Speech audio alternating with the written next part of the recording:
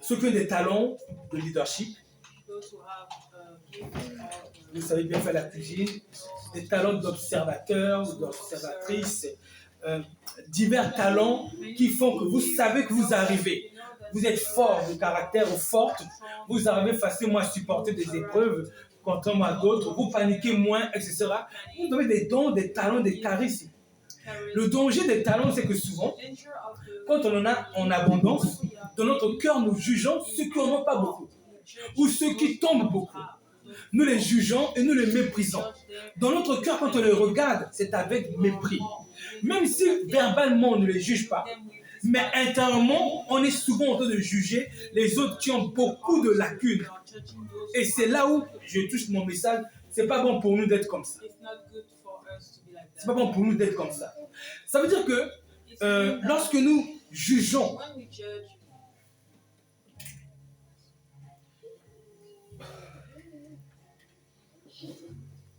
lorsque nous, dans notre cœur, nous jugeons les gens, nous sommes en train de dire à Dieu que nous sommes mieux que ces personnes. Et du coup, par conséquent, quand on est jeune spirituel, Dieu nous laisse parce qu'on est encore jeune, c'est le temps de la jeunesse. Mais quand on commence à prendre la maturité, Dieu vient nous montrer que ces talents que nous avons, c'est le résultat de la grâce de Dieu. Comment Dieu va nous le montrer? Il le retire. Il baisse nos talents. Là où on était observateur motrice, on n'est plus trop. Là où on s'impliquait dans la vie des autres, on n'est plus trop. Là où on était engagé, on n'est plus trop. Moi, on commence à prier. Seigneur, aide-moi à retrouver. Aide-moi à retrouver. Pourquoi je ne suis plus comme ça? Parce que le talent mélangé à la chair avait provoqué en nous de l'orgueil. Et comme Dieu fait grâce aux humbles, il abaisse les orgueilleux, alors il nous a baissés. Du coup, on arrive moins bien à manifester ces talents que nous avons. Maintenant, lorsque nous commençons à dire, Seigneur, je prends conscience que je me repens d'avoir jugé les gens. Je me repens de ce que, voilà, je me suis senti meilleur que dans mon cœur, etc. Dieu va nous amener maintenant à faire quoi? À nous mettre en place un processus pour récupérer ces dons, ces talents. Et c'est là où j'arrive. Comment est-ce que Dieu nous amène à récupérer les dons ou les talents que nous avons perdus, ou celles que nous aspirons à avoir? C'est par la prière d'action de grâce. Le simple fait de remercier Dieu pour les petites choses qu'il fait sur nous. Exemple. Voici mon exemple.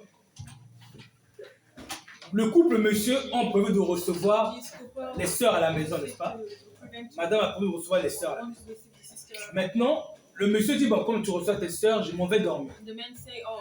D'habitude, le monsieur, quand il dort, il sort de la salle de bain, comme ils sont seuls, en tenue pas correcte, n'est-ce pas? Quand ils sont seuls. C'est l'habitude. Mais ce jour-là, il dort, il a oublié que sa femme a reçu des invités, des sœurs au salon en train de parler. Les sœurs discutent tout ça. Habitué à sortir de la chambre comme il fait d'habitude, il ouvre, il sort. Là, il se rappelle, au moment de sortir pour aller aux toilettes, il se rappelle que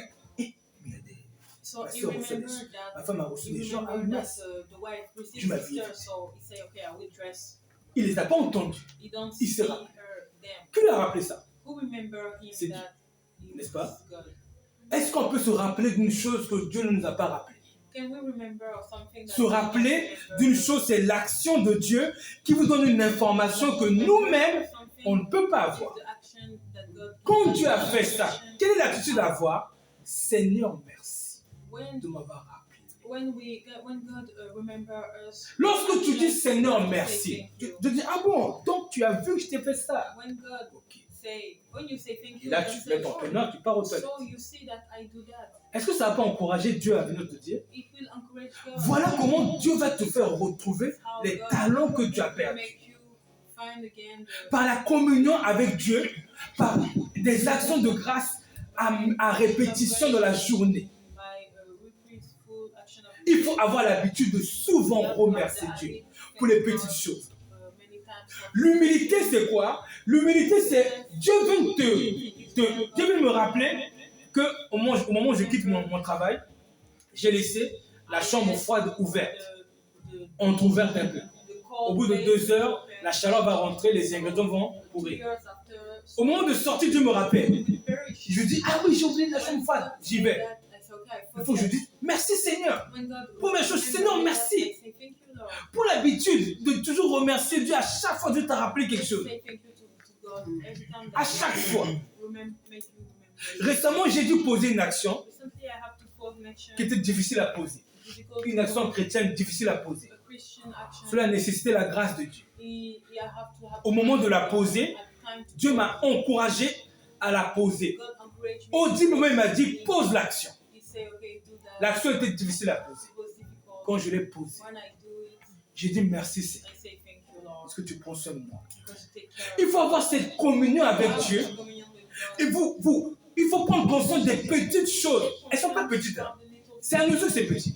Des petits éléments que Dieu fait pour nous empêcher des disputes, des querelles.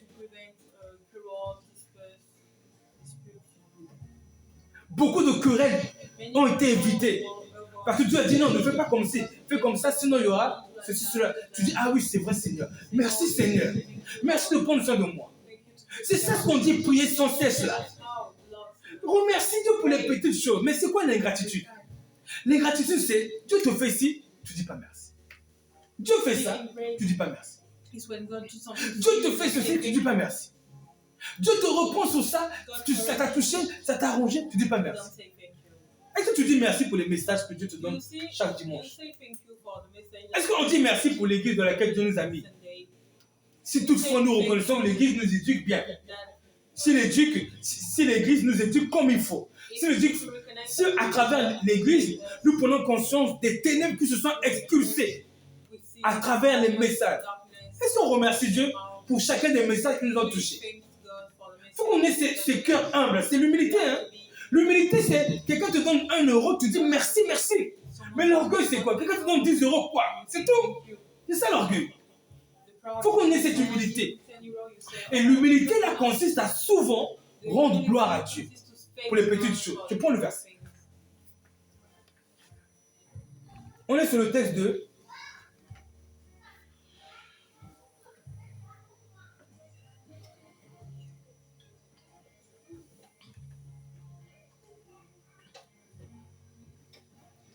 un Thessaloniciens chapitre 5, verset 18. 5 verse 18.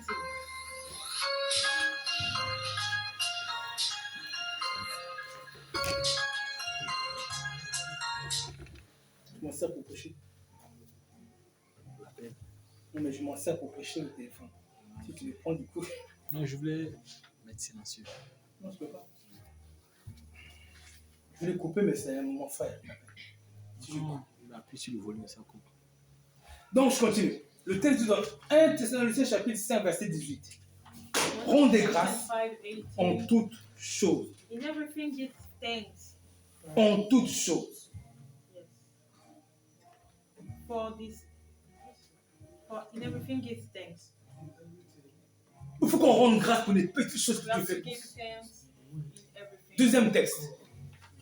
Éphésiens 5, verset 4. Ephesians 5 verse 4.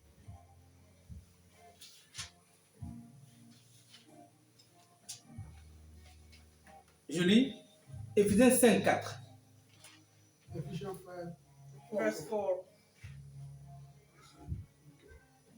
Qu'on n'entende ni propos, ni paroles déshonnêtes, ni propos insensés, ni plaisanteries, choses contraires à la bienséance. Qu'on entende plutôt des actions de grâce. Encore un autre verset. Je suis dans 1 Corinthiens chapitre 10, verset 30. Comme quoi il faut rendre grâce dans les petites choses. Même quand votre femme vous a fait un bon repas, dans votre cœur, il faut rendre grâce. Dans nos cœurs, il faut rendre grâce.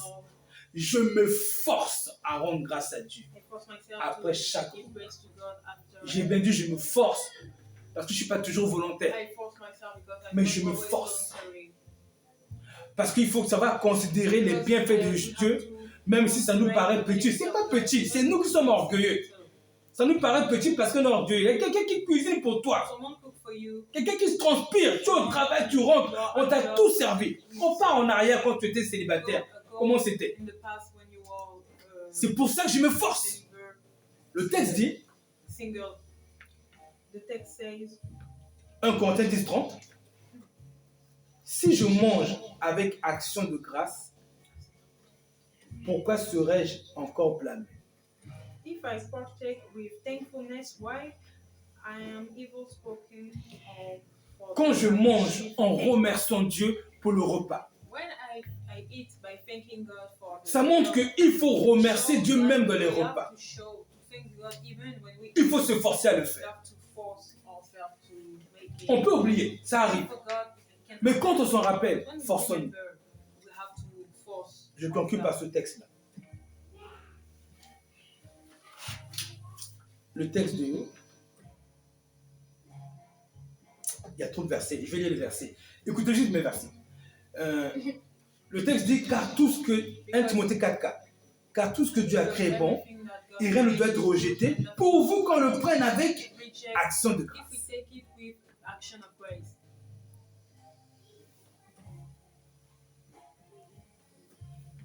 Voici mon verset de conclusion. Proverbe 2, verset 1. Proverbs 2, verse 1.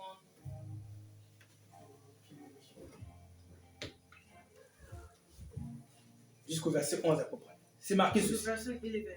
Mon fils, si tu reçois mes paroles, Son, if you receive my et si tu word, gardes avec toi mes préceptes, and lay up my écoutez ce qu'il dit là. commandments Si tu rends ton oreille attentive à la with thee, sagesse. thine ear. La sagesse nous dit de rendre des actions de grâce, de remercier Dieu Wisdom say to us to thank God dans les petites choses qu'il nous fait. and little things we do. Verset 4 suit. Il dit, si tu cherches la sagesse, Seek her as si tu équipes ton cœur à l'intelligence, si tu la cherches comme l'argent, si tu la poursuis comme un trésor, il dit, tu comprendras la crainte de l'Éternel. Au verset 10, il dit, car la sagesse viendra dans ton cœur et la connaissance fera des délices de ton âme. Et il dit, la réflexion veillera sur toi, l'intelligence te gardera. La réflexion, l'intelligence, c'est celui qui nous dit, remercie Dieu pour ça. C'est lui, monsieur de réflexion, qui est venu dire, ta femme t'a fait ça, remercie Dieu. Ton mari prend soin de toi, remercie Dieu. Ton fils t'a fait quelque chose de bien, remercie Dieu. Remercie Dieu pour ces petites choses. Je suis rentré.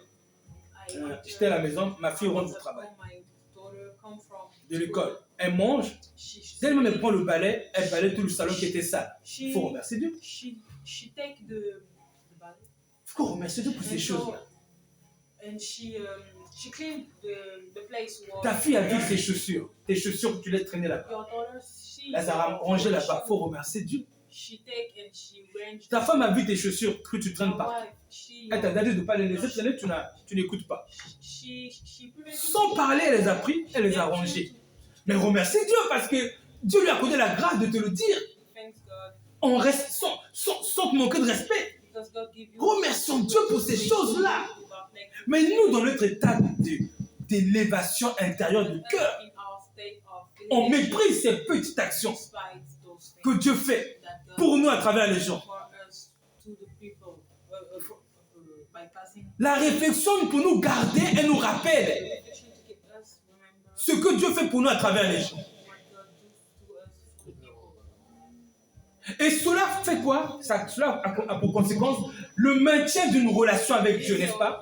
Est-ce que cela n'entretient pas la relation avec le Seigneur? Bon, est-ce que ce n'est pas plus facile d'aimer le Seigneur quand vous voyez toutes les petites choses qu'il fait pour vous? Dieu te donne un peu d'argent, 10, 20 euros. 20 euros, c'est donné. Et moi, 20 euros de travail, c'est combien de 7.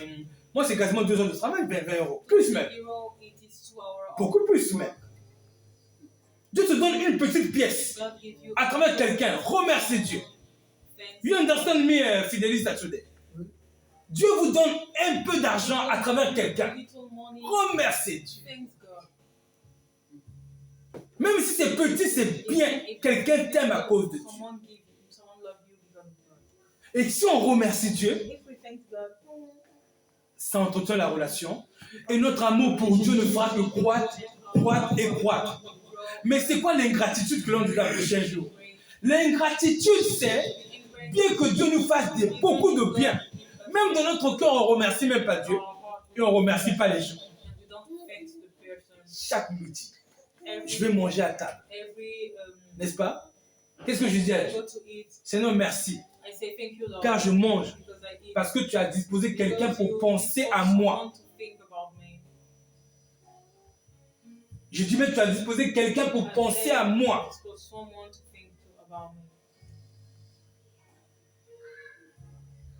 Il faut qu'on remercie Dieu. Ta femme te fait ta gamelle. Tu roules en voiture, dans ton camion, et il y a un monsieur qui roule à fond. Et tu as à peine eu le temps de le voir, tu as fait ça, tu as évité un accident. Seigneur, merci. Tu roules, il y a un enfant qui traverse, qui se jette dans tes pneus, ta fenêtre sec. Merci Seigneur. Non, mais pourquoi tu fais ça? Remercie Dieu d'abord. Soyons modestes. Donc, en réalité, on a tous beaucoup de choses à remercier à Dieu. Toute la journée, au quotidien. Même si ta fille, ton enfant, veut te faire un bisou, papa, je t'aime. Vous pensez que tout le monde peut dire à tout le monde, je t'aime ici? Hein? Qui n'a pas dit à sa femme, je t'aime depuis longtemps? Eh oui, quelqu'un qui te dit, je t'aime. Il faut remercier. Il faut qu'on remercie Dieu.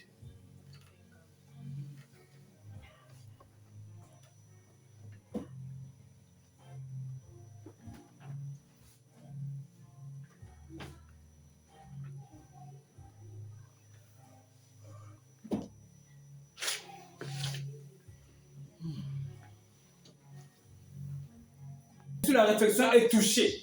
Quand il voit que vous considérez ses actions, il va revenir, non, n'est-ce pas? Il va revenir pour remercier le Père. Lui, sa mission, c'est de servir le Père. Vous remerciez le Père, lui va revenir encore. Dieu va le dire, vas-y encore. Parce qu'il pense à moi, il se rappelle de moi à chaque fois qu'il reçoit des choses. Vas-y, travaille. Et demain, c'est la réflexion qui va te sortir des dangers de la vie, du ministère. La prière d'action de grâce. Remercions Dieu. Alléluia. Amen. J'ai fini. Votre femme vous a fait un bon plan. Et vous êtes content, on va dire à 80%. Au lieu, et à 20%, vous n'êtes pas content, il y a des choses qui manquent par exemple. Au lieu de manifester l'humilité et de mettre en avant le bien, vous mettez en avant que quoi? les choses, les erreurs. Ça, c'est nous. Ne mange pas de moi, hein. Dire, tu ne manges pas de moi. Vous voyez? Du coup, tu vois, je te rejoins de ce que tu as dit tout à l'heure. Le message, quand je le prêche, je vois que je le vis, au moins majoritairement, je parle. Et là, en même temps, je me mets en avant là où j'ai un travail à faire. Donc, l'habitude de faire quoi? De remercier Dieu et la personne, de me focaliser sur le bien, mais des fois, ne rien dire sur le mal. Cette humilité-là.